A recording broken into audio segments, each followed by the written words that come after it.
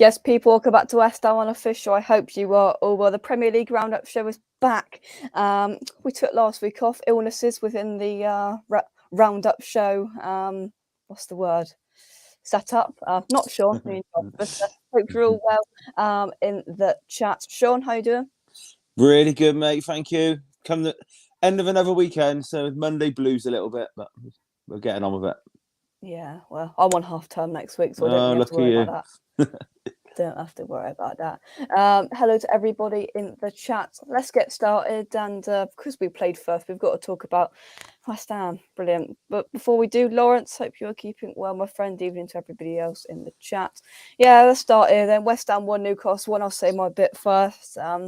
Flat, lack of ideas, just not. It's just not happening. And I'd say nobody really wants top four at the moment, but obviously Spurs look like they're starting to come back into some form. We'll get on the Spurs later on, but we were just not there, and Newcastle did a job on us. They made them hard to break down, and it's frustrating. We were at home. They were without St. Maximin and Trippier, and we couldn't beat Newcastle. It was a really, really poor performance, and I'm not quite sure where this bad form is going to end and how we're going to rectify it. I can't see the light at the end of the tunnel, but hopefully we can get through. We've got a massive game against Wolves next week. That game is absolutely massive now for our European hopes. So we just move on to that and hopefully hope for a better performance. But Shaun, we were held at home to a point against Newcastle. What did you make of it? I can't help but see the smile on your face.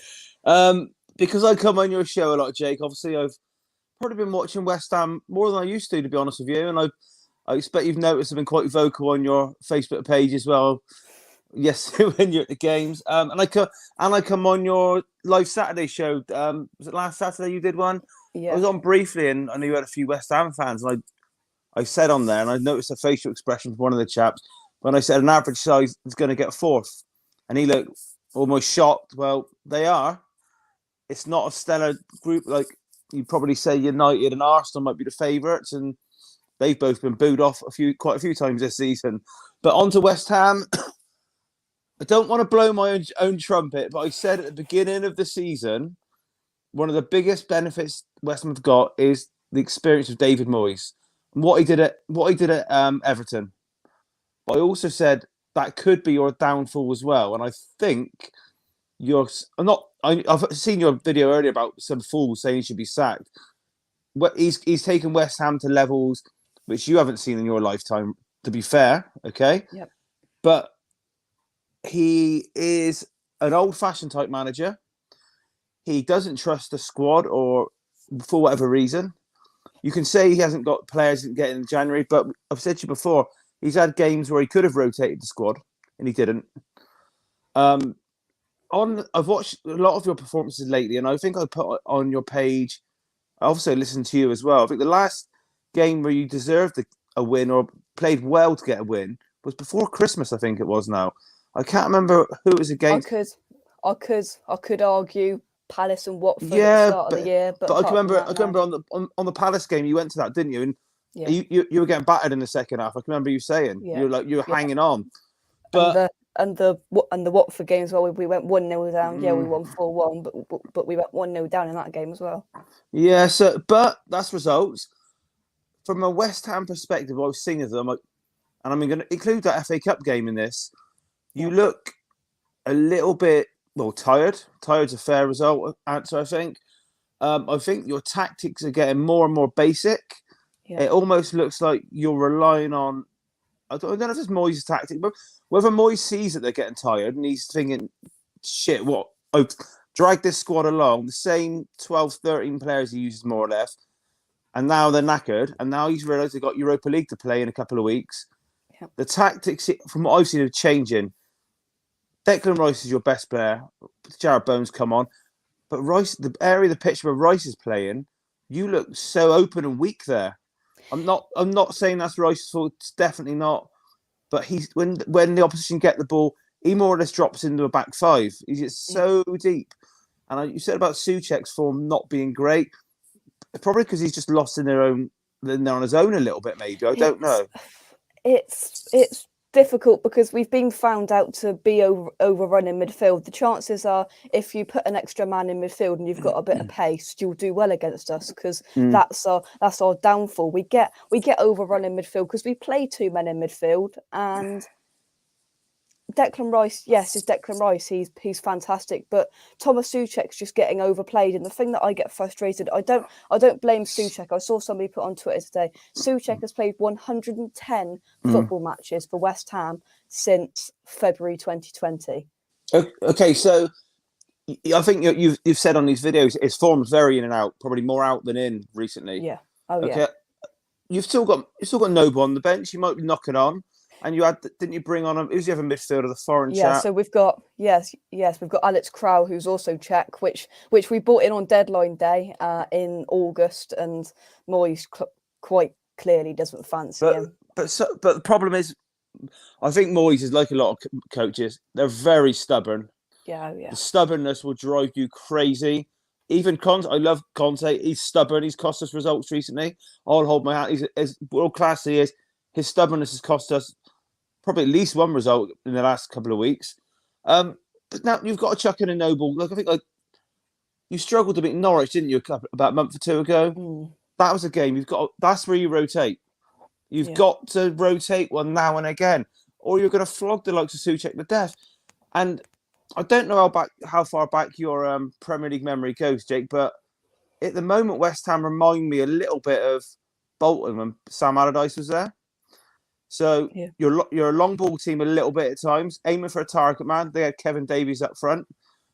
Then you're relying on one or two magic players. They had JJ Okocha and Yuri Djorkaeff. But you're playing on the counter attack home to Newcastle. Do you know what I mean? And other than that, it's like you're relying on a bit of magic from Bowen, a long ball up to which is centre forward is going to head down, or dead balls. Your dead balls are brilliant. You know where to put it. It's like he's spending half a day on the training field just on them. Yeah. Rather than on... But I have noticed a change. I don't want to go on. I have noticed a change where they do look leggy, and almost like the tactics are becoming less and less and less. And I know form can change and go up and down. However, West Ham, because he's done this with a squad for the whole season since the start, I think you might struggle to shift out of it a bit now. I think you might find... between now and May, especially with the Cups coming up, you're still in the FA Cup, you might huff and puff a bit now to the line because of what's gone on before, you're still gonna pick results up, but you don't look very convincing. And Wolves have won again today, and you've got them next Saturday. I think I put on your page, Wolves are going to be up there challenging for top 4. They're not. 100%. They're a good, solid side. It's going to be a tight game next week. I think they've conceded one more than Man City, the same as Chelsea. They don't score many either, so it's going to be a goal either way. Do you know what I mean? But West Ham, I think I commented on your video earlier about the Moaners going OTT. If I said to you, you're going to make it's your first year in Europe in your lifetime, is it? Maybe if you can remember. Okay, so you're going to have a European run. If you get to the quarterfinal and finish 8th, which my gut feeling at the moment is probably where you're going to finish. I can see because form's going to go up and down, but you just look like you're just slow. You're gonna fizzle out. I think that's the success. David Moyes has got to get out of his rot, and he's got to freshen things up in midfield. Whether he puts an extra man in midfield for the Wolves game, or whether he takes Souček out and puts in a Krau or even a Noble, because yes, Noble's lost his legs, but I've got the feeling if Noble's on his form and on his day, he will give those players a kick up the backside, and he will bring energy. He'll bring the fight. He'll bring he'll thud some player. He'll get a yellow card. Why doesn't? Well, I think you'd say he's got to mix it up, and I think that's the problem. His stubbornness has probably left it too late now a little bit.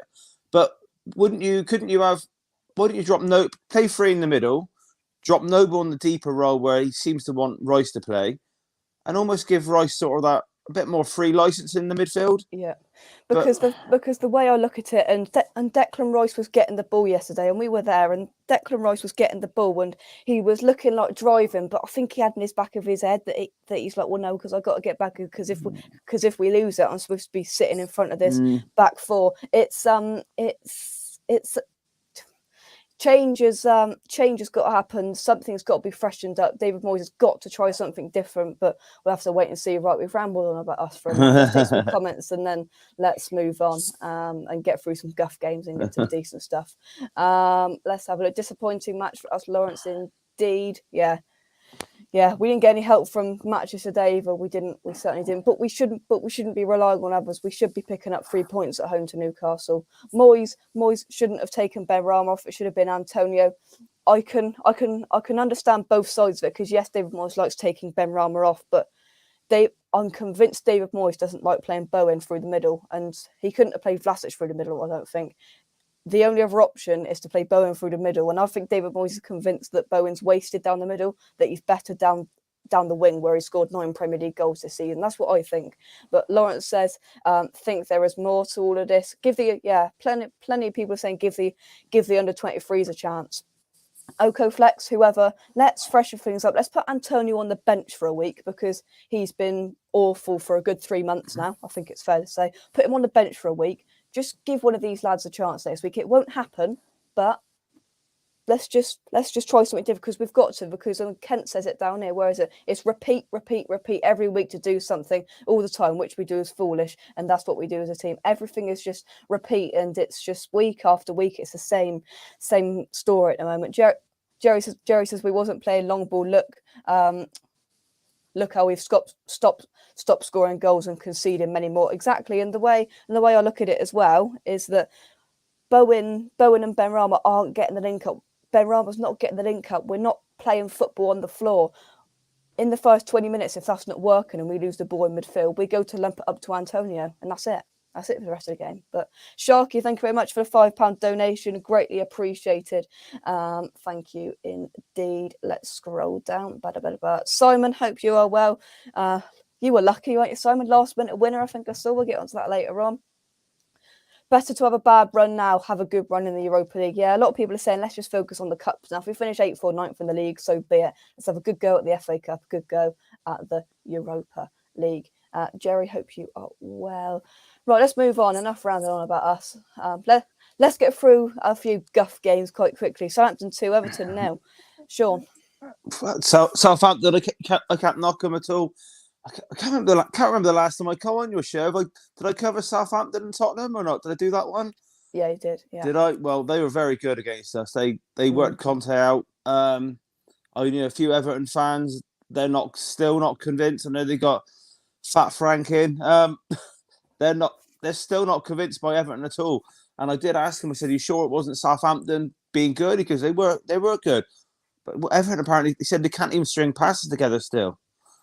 So I don't know. I know Frank's had one or two wins. They hammered Leeds, didn't they? But I think is that 2 defeats on the spin now. I think they might have had.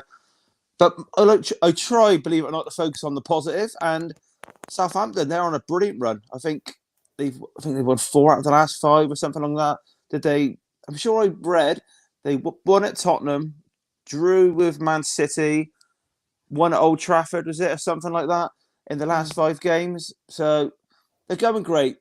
I think Ralph said he's going to leave at the end of next season. Is it when I think he's knocking on? Is he 59 or something? I can't remember what his age is. Anyway, let's have a look. Ralph, what's his name? Ralph Christ, I ain't spelling his last Hassan name. Hutel, isn't it? Is he 60? Oh, he's 54. 54, is that weird? Well, yeah, he said fair enough, fair play to him.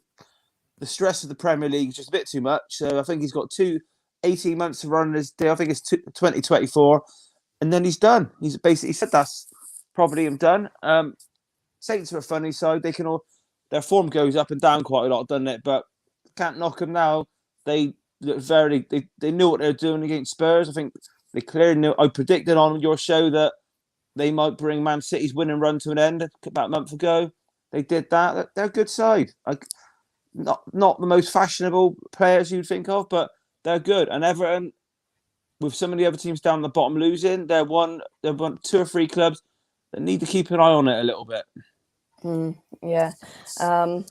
Everton should be worried. They're in a dogfight. They are, but I think now the 3 in the bottom 3 are going to go down, I think. But saying that, Burnley, they've got a few games, and we'll get on to Burnley in a minute. I was going to try and get Dan on tonight, but he's otherwise engaged. So, but I still think those 3 will go down. He's in the bottom 3 at the moment. We play Southampton in the FA Cup start of March, and I'm worried. Not gonna lie, I'm worried. I thought when I got it, I thought, yeah, that's good. But they do go up and down. They do blow hot and cold. So hopefully they have a little bit of a cold patch when we play them. Oh, sure, less fat, super Frank. No, we're talking about fat Frank Lampard, aren't we? There he is. See, you can't mess with that, Simon. You can't mess with that. You cannot mess with that. But let's take some more of your comments. Big Fat Frank, the Saints are on fire indeed. Where is that? There it is. Yeah, Spurs have got a tough game at Burnley. That's Burnley away. That was the game that was snowed off, wasn't it? We were like 20 miles away from that at City, thinking, oh god, our game's gonna get called off here, but it didn't. No, super fat Frankie Lampard, Simon. Moving on. Now let's talk about Burnley, shall we? Brighton 0, Burnley 3. Wout Weghorst scoring the first goal, I think it was, for Burnley. That's a fantastic bit of business. I'll keep banging on about it. They sold Chris Wood to Newcastle for £25 million, paid £12 million for Wout Weghorst, got a better striker, and they've earned £13 million. Well, yeah. I watched him play. It was one of their dull 0-0s I watched. And he looked like the slowest centre forward I've ever seen in that game, but he's a big lad who's going to be effective, isn't he? So he's going to have those games where he's going to be a handful. This is one of 2 games where you would not have seen this result coming, I don't think. Burnley are now getting in the groove where they're proving hard to beat. I think if you look at their goals for and against, I think they've conceded less than most of the teams in the top half, I think. Is it like 21 or something they've conceded? But they've only scored about 20. So if they're going to start putting the ball in the net, I do see them surviving. Brighton, I'm a big fan of Brighton. They're like a team, like if they're on the box, I quite like tune into Brighton. But yeah, this is one of 2 results where I didn't see it coming. Don't ever see Brighton scoring 3. So, Burnley 3, sorry, not Brighton. Don't ever see Burnley scoring 3. But yeah, this is a great result. And I know you just said you still think the bottom 3 will go. I think Burnley will climb out of it. Oh, so you reckon Newcastle are going to go down then? No, I think Brentford will. God, really? And I was chatting to Clive earlier. Actually, has he been on your show for a while? Have you had him on no. I actually said to him, I think you might sneak it up, but well, put it this way: if I looked at the next 3 fixtures, and you might want to get it up yourself to confirm it. I think their next 3 games, they've got Norwich, Newcastle. Brentford have got Newcastle, Norwich, and Burnley in the next 3 games. So if you want to come back to them after those 3 games, I think they're on a horrendous run. But they are, but I still think they got enough points because, I mean, the relegation zone, Watford are on 18. They have played 2 games more than Watford. They're only 6 points. Look at it. 3 weeks time, and we'll have a look at it. Yeah, I haven't seen them play for a couple of 3 or 4 weeks.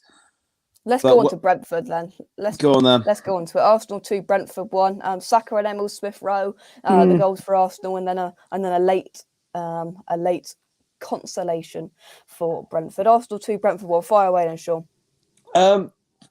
Arsenal are ticking away results, aren't they? They've had a funny little period really because they had that whole pretend COVID situation, didn't they? When they got a few games off, they tried to sneak it through the League Cup, and that didn't work out. And they sold half the squad that was out of COVID, so left them down with a smaller squad than West Ham. But they are still getting results. And when I said earlier, an average size to get 4th, quite often on the Tottenham pages after Arsenal play, like, we can't believe we're below such a poor Arsenal team. We could easily finish below this Arsenal team this year, which would be the first season in 5 years we finished below them. They're not. I don't rate them a lot. I don't rate Arteta a lot. I don't think that'll ever change. But like I said, it's not going to take a good team to get 4th. Arsenal have been booed off. Man United have been booed off. Tottenham have been booed off. West Ham will get booed off next week, probably. Do you know what I mean? It's that sort of state. Chelsea, the best team in the world, apparently, this week. And I don't even think they're that good. Maybe I'm just being grumpy, but they are a very inconsistent side, and they've got some very dodgy players. I mean, I've never rated Xhaka in midfield. I think he's an absolute calamity of a midfielder, and I've just never seen anything in him. He just gets sent off more than he does anything else. But let's take some comments. Clive says 7 points from Brentford's next 3 games, or we're in big trouble. Well, there we go, Clive. Clive, do you remember telling me when we were back at the train station after the Brentford game when you were saying, looking forward to European football for Brentford next year? It's down there. Yeah. It's like I said, all we can say on Brentford, I'd like to see him stay up. But I said to you a few weeks ago, Jake, if they stay up this year, I'd be very worried for them next year. Just because they're pretty little ground. Fans probably, it's not a noisy stadium. If they stay up this year, it's a sort of ground where you see teams enjoy going to a little bit. But it's best to come back to Brentford in 3 games' time. I've probably seen more of Norwich and Newcastle than I have Brentford in the last few weeks. And Newcastle, I've been quite impressed with them. I'll be surprised if Brentford beat them. Norwich, they can have a bit about them. So, like I said, let's just see where they are in 3 games' time. Indeed. Arsenal are just doing enough. Yeah, I don't like Arsenal. It's just Arsenal, aren't they? Just don't like Arsenal. I think Brentford need 4 to 5 points minimum for the next 3 games, and then I think they will stay up. We need to mix it up a bit and change to a 4-3-3. Eriksen's debut and the return of Ivan Toney can't come quick enough. Kent says Arsenal should get top 4, only league to play, but Wolves are coming on, and coming on right in the right time, aren't they? I mean, they didn't play fantastic today. I watched most of their game against Leicester, but they picked up 3 points where they weren't playing well, which we don't seem to be doing currently. Right, we'll get to Watford next. Watford is next. Evie Richard, hope you're well. If we beat Palace and maybe United next 2 games, we got a chance. Shaun, Aston Villa 0, Watford 1. Shame Josh ain't here this week, but is this another upset that you weren't expecting? It was. This is the other of the 2 results which were really unexpected to me, even more so than the Tottenham one, which we'll get on to later, I'm sure. I've watched Watford. I don't know why, just by chance. I've watched Watford the last 2 or 3 games, and I thought they looked like the worst team in the league recently. I think I watched the last game when Ranieri was sacked. They got stuffed at Norwich. Was that game? And then I've watched them. Was it Norwich who stuffed them his last? I can't remember. But anyway, I've watched the last few games, and they looked awful, like really bad. I don't know. It's like I said, it's a result you wouldn't really expect to happen. I don't know what's going on with Gerrard. It's a bit like as soon as he goes into the job, you hear everyone's raving about Gerrard. We're improving. Then they go and throw in a 1-0 home defeat to Watford. Do you know what I mean? It's like it's really strange because I thought Aston Villa were going on now, and I thought if they keep on going, let's get a couple more signings in the summer. I think they're a top 6th or 7 around there for next season if they keep going. But then as you said, they chuck in this kind of performance. Fair play to Watford. I like Watford. It's a fantastic away day. We always pick up 3 points, and I just like Watford. Josh went yesterday. Poor Josh. Did he? Yeah. But I suppose they've got Hodgson there now, haven't they? So I suppose in hindsight, he's well known for getting tricky results, grinding it out. I don't know. To be honest, I don't know if it was that sort of game. I did sort of follow it on Soccer Saturday, and I can't remember the player that had on there, and he was almost laughing that they hadn't had a shot on target in the whole game. It was awful, and then obviously Watford go and get one. But for Villa, out for Gerrard, he's probably got to go back to the drawing board and think what's going on here. But again, Watford win, and Burnley win 3-0. Let's put them both. I don't think either of them have got to 20 points yet, have they? Or around about that mark. But the bottom 3, Norwich are 17, Burnley are 17, Watford are 18. Yeah, it's 2 great wins, but it's very timely as well. They probably need to start picking up wins. But yeah, they put themselves back in it, and now all of a sudden we're all looking at the league, looking at Brentford, looking at Leeds, looking at Everton. If they'd have both lost those two, we probably wouldn't be having this conversation. So exactly. let's see what Boy does. Let's see what he does. Yeah, Sharky hope you well. Yes, you're using a Craig Dawson emoji. My man stepped up again. Down our end as well. Fantastic ball in from Cresswell. Bang, nut on it. 1-0. At the doors. I don't mind what if they could play some decent football. Yeah, I like Dennis. I think if they go down, he will go, but I do like him. Gerrard is such an overrated manager for me. Still got so much to prove. His results of feast or famine. Obviously, it's just a matter of time to where. Well, it's not a matter of time at this rate. If he has a good couple years at Villa, then we all know where he's going. But we'll have to wait and see. Next, talking of the club he might go to, let's get it up. Norwich held Liverpool for a significant amount of time. I think they scored. Norwich scored to make it 1-0 at Anfield in the 48th minute. Then Liverpool came through with a 3-1 win with 3 late goals. Well, not late, but 3 second-half goals. Shaun, did you expect Norwich to hold out when it was 1-0? Of course I did. Nobody expected that. Through the Klopp years, I think Liverpool have been well known for finishing very, very strong in games. Might have been last season, a season before, the amount of goals they scored in injury time. I can even remember Alisson, the keeper, coming up and getting a winner in the 94th minute or something stupid. Klopp's got them drilled, so they always just finish very, very strong. You always, if you keep an eye on a result and you think they're going to drop points, they just come through. And it was a bit of a wild, dark game for Norwich. Like, they didn't go there expecting anything. Yeah, I think Liverpool fans, I've seen a few sort of unsavoury videos going around on social media today, getting a bit excited, thinking they're back in the title race now, possibly going a bit over the top with a few things, but don't know. I'll be honest, I struggle to pay a lot of attention to Liverpool. I don't think their fans are the greatest, and I don't on social media. I don't think they do that. When I say not the greatest, obviously they're passionate, but social media wasn't made for Liverpool fans, put it that way. They are probably, when it comes to that, and that can sort of, I don't know, just, I don't dislike Liverpool, but just because some of their fans are just a bit much. And obviously, I'm not tying the same brush, but maybe there's just more of them, they pop up. So I haven't watched, to be quite straight with you, I haven't watched a Liverpool game since Tottenham drew them 2-2, and I thought they were quite fortunate to get the draw then, even though I obviously don't like Liverpool. I just don't like Liverpool. They are I don't know if it's just, I'd say, the arrogance or the self-entitlement of a lot of their fans, and that's just probably the ones you pop up on social media and you see they're a bit OTT. Like, I love to follow my team. It's life or death, isn't it? And you can see it spilling out of them sometimes. Whether that makes us not like them, I don't know. I had a Liverpool history of Liverpool Football Club VHS back in the day and enjoyed watching it. So I love my football history, but it's almost like you've got like a new breed of I don't know. But anyway, let's move on from that rubbish. Yeah, full of tourists, that is. Liverpool full of tourists, especially right next to the away end with all their selfie sticks and all that.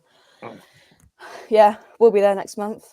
I'll tell you what, if I go to one away day and we win this year, I blimmin' hope it's Liverpool, because I can't stand Liverpool. With all their blimmin' scarves and all this and all that, and their overrated atmosphere. Yeah. I hope we go and turn them over. I wouldn't like anything more. Yeah, Chris, you could have done us a favour tonight, but you didn't. Cheers. Bad weekend for you. Leicester lost and Watford won. Dewsbury Hall angry. Right. Next up then, Simon, you still here? Crystal Palace 0, Chelsea 1. Oh, they score a last minute winner against Palace, and then they sing "Champions of the World." Ooh, champions of the world. Yes, you beat some team from South America. Well done. Shaun, Crystal Palace 0, Chelsea 1. Unfortunate for Palace. Oh, they've got. So what you're telling me is Chelsea have now got a third song. So it's not the champions of Europe. They've bolted on the world and created their third song. Oh, no. I'm pleased. From what I can gather of this one, Palace were the better side for most of it. I did see a interesting little stat. The Palace ball boy had more touches in the game than Lukaku. One of the Palace ball boys, I don't know who counts this, but he touched the ball 8 times, and Lukaku touched it 7. And in the first half of the game, Lukaku touched the ball twice, and one of them was the kickoff. So I don't know. Lukaku said around Christmas, didn't he, that he didn't even really want to be there. So I don't know. Chelsea have been a funny side this year, I think, because a lot of people went for them to win the title. I think we got a little bit excited with them winning the Champions League. Tuchel going there and doing well. Don't know. They've run Tottenham ragged 5 times. I think it's been 4 or 5. I've lost count. But do they impress? When you watch them, do you enjoy watching them play, Chelsea?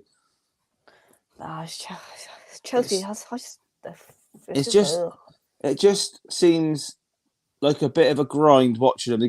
They got hundreds of millions of pounds of talent in attacking areas, yet they still just see like a bit of a grind to watch. Like they just struggle along, don't they? They huff and puff along, and November we were sitting here saying they're going to win the league, and now I think we're going to get like 3rd, and the wheels haven't fallen off Chelsea by no stretch of the imagination, but they've definitely dropped off, and nobody's really talking about Chelsea. No. Nobody's talking about Lukaku. I think a little bit it's because we've sort of got a title race now, and if we haven't, I think people have got a bit of a love affair. The media's got a bit of a love affair with how Liverpool and Man City play, because they play brilliant attacking football. So let's talk about them. There's more to talk about in the race for 4th spot this year, and I think Chelsea are sort of getting lost in that middle ground where they don't play pretty football. I don't think this out and out attacking this. They're not sort of just floating around further. When you said they haven't sort of fizzled out, I don't really think they got going that much. I just don't think they ever. I think people expecting to hit a higher gear. Wouldn't surprise me if they do on the Champions League again, because they'll just grind that out.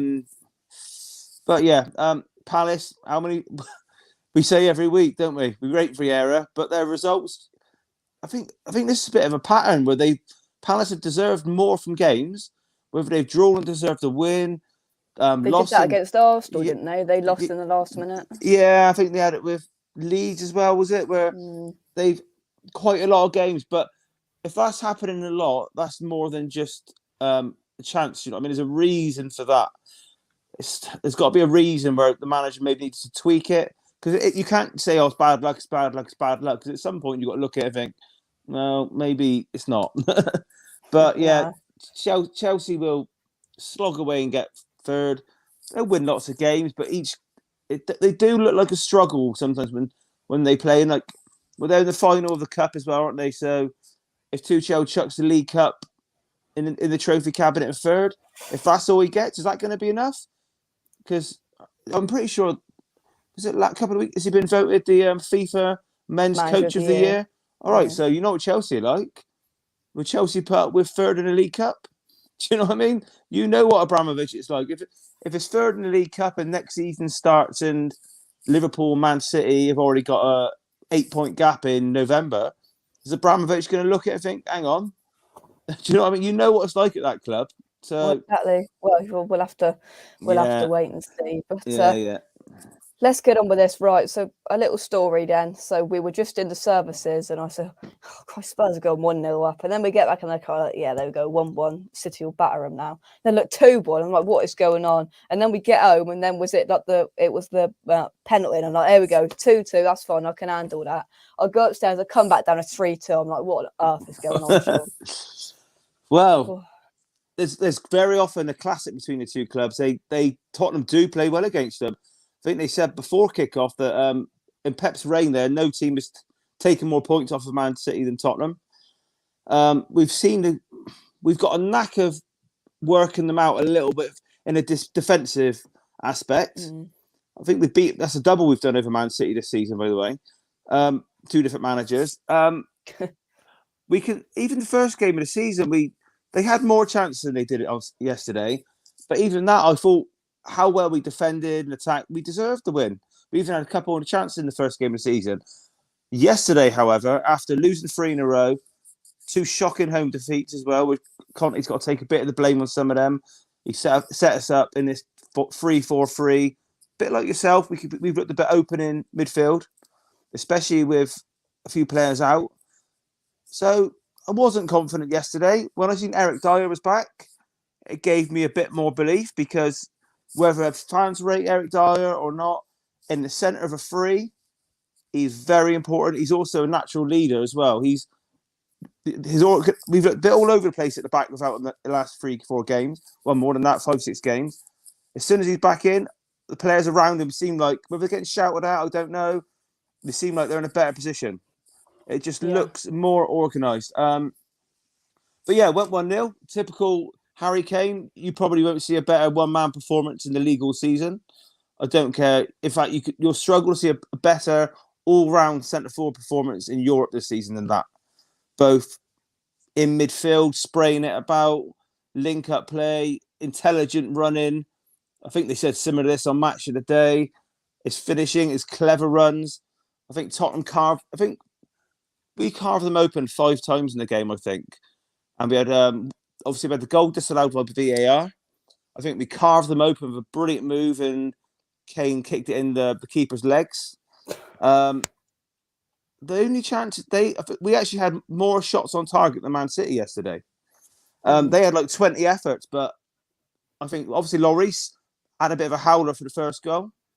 He's actually been outstanding for 2 years, Lloris. He signed the new deal, and he's chucked in about 3 stinkers now, and since he signed it.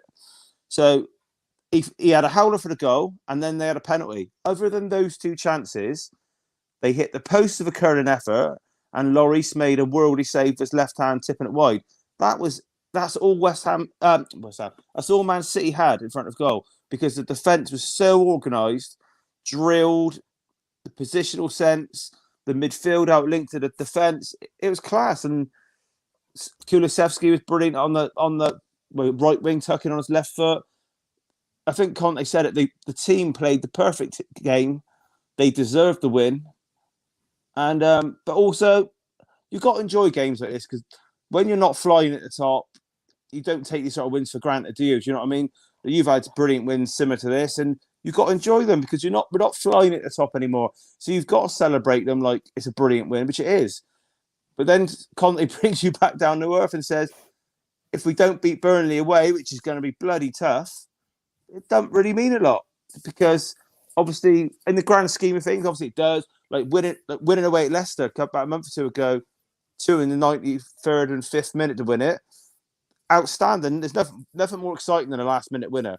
But then we go and chuck in some stinkers and lose 3 in a row, win again. We got Burnley, then Leeds. Got to get in a little run. But this is Tottenham. You know, it'd be very tough Wednesday. If that's a 1-1 draw or 0-0, that's not going to surprise me. 0-0. That's got. I tell you what, that has got 0-0 written all over. It's COVID. COVID fixtures being rearranged. Let's take some cards. Here he comes. Look, can we go back to the Chelsea game? I just had to tie down the tramp. Oh, it's gone. There it is. I've just had to tie down the trampoline and fix the fence panel as it's a bit windy this way. Oh no, I thought we got past all these storm shenanigans, and I opened the window and my head's nearly blew off. And there's another blimmin' storm. What's going on? What is going on? Simon, only channel members can make those specific requests to go back and forth. Only joking. But if you would like to go channel member watching this show right now, click the link here from just, I forgot what it is, $2.99 a month or $4.99 a month. You can support the channel, exclusive videos, all that lark, and you can join it. And perfectly shown by Sharky, who's going to put a Craig Dawson emoji in the chat now. You get to you get to use a fantastic Craig Dawson emoji. What more could you want? Harry Kane playing well. He looked good yesterday. And then didn't Pep Guardiola come out and say, didn't he come out and say there was nothing ever in that Harry Kane thing? We were never going to buy him or something like that. So nothing's happening there. So yeah, basically what we said about Chelsea, Simon, was we don't really like watching them because it's just boring, and you got to win. And is Tuchel going to be here by the end of the season if you finish 3rd or win the League Cup? What do you reckon? Yeah, plug the channel members. You can become a channel member. Click the link there.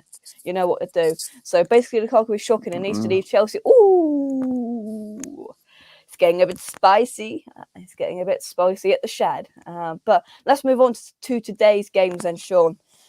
The big derby that I was looking forward to watching lived up to its expectations until United scored a third goal. Well, United are a bit like Arsenal. They're not great side. They get booed off. Their fans say how rubbish they are. They are sort of getting these. They're getting a sort of a run of results. They don't really. Oh, lovely. It's what you call technical issues. Let's try and get Shaun back. I've got no idea where he went. Maybe the Wi-Fi from Storm Franklin or Frankel, whatever it is just completely wiped his Wi-Fi out.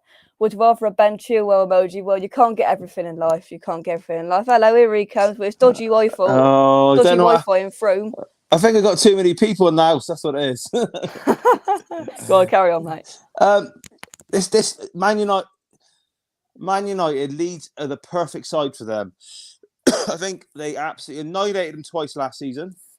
I think that I read that did they put 5 into him first game of the season this season as well? So I'm sure that's 9 goals in 2 games. Leeds are well known. His tactic is man for man. Well, United aren't really a great team, but they're a team of great individuals. So if you go man to man with a team of individuals and half of your team are probably championship standard, you're going to get turned over. And I know I've banged on about Bielsa being stubborn, but they were 2-0 down. They go 2-2. Straight away then, maybe a little bit fortunate to get 2-2. Do you know what I mean? No one's seen it coming probably. Make a tactical change. Just tighten it up for 10 minutes. No, he doesn't. They can't defend at the back. They're open through the midfield. They are ready-made for Man U. If Bielsa's there next year, they will stuff Leeds again. They are just ready-made to stuff them. And Bielsa has had it 4 times now since he's been there. They've outplayed Leeds 4 times. Bielsa still won't change anything. And if I was a Leeds fan, I know they love him, but it's a typical example. You go 2-2, right? No one's seen it coming, really. 2-0 down, 2-2, 2 goals in the space of about 40 seconds. Just keep it tight for 10 minutes. Imagine the excitement of coming back from 2-0 down against... It's their biggest rivals as well. You're at home. Right, let's keep it tight. You can keep it tight for 10 minutes, and then we go again and maybe go for the win last 10. But no, Leeds just so open. They got the second goal. United players thought, right, I'm in the mood now. They'll go for it. You know, they're a moody bunch of egos, really, aren't they? Do you know what I mean? So if they fancy, I think Sancho did well. But you go 1 for 1. You go man. Leeds play man for man, 1v1. Man United have got better individuals than Leeds. It's going to be only one outcome. It was an interesting tie because it was like going. I mean, I wasn't alive, but it was like going back to the 80s with the pitch. I mean, it was chucking it down, and the ball was stopping. It was sliding and mud, and this was everywhere, and it was and tackles were going in. There was a bit of pushing and shoving. It was a proper derby. I did look at it for a bit. I thought, is he going to call this off? Because the way the ball was running, but I'm glad he went with it. But you're right to say that because Leeds are a bit of an 80s throwback team. Do you know what I mean? Where they just, like people say, oh, they're entertaining, they're neutral. One of my best mates is a Leeds fan. I've said many times, so I try and talk a bit more sense to him about it. It would frustrate me having Bielsa as a manager because his stubbornness, like we said earlier about Moyes and even Conte and other coaches, even Pep struggled to beat Tottenham. He still don't change his tactics. But mid-game, come on, you're 2-0 down, you're back to 2-0. Don't be open for 10 minutes. No, he's got no other way of doing it. And it's just Bielsa. One thing that made me laugh today because he was talking about a substitution. He was talking to his assistant manager. His assistant manager had to bend down into the crouching position to talk to him because otherwise he would have been talking to him. Because Bielsa wasn't standing up, he was staying in his zone, crouched down on that little pot or whatever. I think he'll probably leave at the end of the season. My gut feeling. Ooh. Apparently, they've drawn up a short list. Jumping the gun a bit, but if he goes, well, if he stays, I think they might struggle again next year because he's so stubborn. And the longer he's in the Premier League, more teams will just work him out. If he goes, my concern then for Leeds is he's drilled that team in such a strange and specific way. Like I think they do double or triple training sessions most days. Just run, man to man. That's very unusual. He's drilled a lot of them players for about. Has he been his fourth season there? I think it's the longest he's been at a club now. So he's took some championship, even League One standard players, and raised their game to be Premier League players. That's brilliant, but he's done it by coaching in a very unusual, specific way. So whoever the new manager goes in, it's going to be a massive culture shock to the players because a lot of them have had years of this specific way of demanding, like physically demanding. And that's why probably why they've had so many injuries, because he's physically demanding them so much. So if whoever comes in next, then a lot of them players will be like, "What's going on?" It's going to be a culture shock. Like some managers might only he's doing 3 sessions a day some days. The next coach might do a morning session, send them for lunch, and off they go home. Yeah. So then they'll be like, so all of a sudden, some of these players which are probably championship level, if they're not having that, if they're not now running around like lunatics, it might show up there more of their footballing ability. So when he does go, you could think they could sink like a stone. Yeah, they will. They could well do. Tony Doc says Man United were more focused on Atletico Madrid on Wednesday, but it still got a 3 points. So, Simon, there's a new emoji just for you. There's a big fat Frank Lampard in there just for you. Just the fattest Frank Lampard I could find on the internet. Just for you, Simon. Just for you. Right, last game of the weekend then. Wolves 2, Leicester 1. Let's rattle through this quite quickly so Shaun can go and have a pint on a Sunday night. Pint on a Sunday? I can't handle that at work the next day. Again, Wolves are another side that turned Tottenham over last week. Tottenham are a bit unlucky against them, really, but Wolves are a good side. They're not going to go away. I think they've got Arsenal on midweek, haven't they? I believe. Is it Wednesday? Yeah. They were very unlucky to lose to Arsenal only about 3 weeks. 2 weeks ago, not very long ago. That was midweek, a week or two ago. Very unlucky. Lost that 1-0 to Arsenal. It's going to be another. Wolves are a little bit like a better version of Burnley. You know, all their games are going to be tight. They're either going to win 1-0, win 2-1, 2-0. Don't really score many goals. Don't concede any. They're not going to go away. I would still just make Arsenal and Man U the favourites for the 4th spot. But I think Wolves are going to be hanging around the top 6 area. I think they won't go away because they're difficult to beat. So they won't lose many. So they'll hang around. Leicester, I think it's a matter of time before Brenda has a little sulk and walks away from it. Probably come up with some pathetic excuse that family issues, needs a break out of the game. Do you know what I mean? He's got bottle job written all over him. As soon as it's sort of his time at Leicester sort of going out like a slow burning candle a little bit. Yeah, let's be honest. It's just like slowly fizzling out to the end, isn't it? Yeah, and I could see him coming up with some lame excuse, just the walk, say he wants a little break from the game. Yeah, I don't see him turning it around. They'll finish mid-table. I think they've spent quite a bit of money here and there. I don't know if obviously the Vardy era is coming to an end. I think Maddison, people got hyped up about him for a long time. He's very hit and miss. I think Tielemans, he's running his deal down. He's going somewhere and he's not signing a new deal, so he's off. So I think Brendan, he'll be off before, probably in the pre-season maybe. I can see him just finding his little excuse. But again, let's focus on the positive. I think Wolves will be there to the end. If you're going to ask me now, this changes every week, by the way. We'll come on next week and I'll tell you who else is going to get 4th and all rubbish. Yeah, I think Wolves will be around 6th. I can see them getting the UEFA Cup. Yeah. Arsenal Wolves is on Thursday, because there's plenty of COVID-y games because then, you know, after the weekend's fixtures, then there's another one of them games in hand. Some of them are done, and then it evens out more slightly. Arsenal, Spurs, and Man United have strikers, and we don't indeed. Yeah, Man United 5th, Wolves 6th, Arsenal top 4, says Mandy.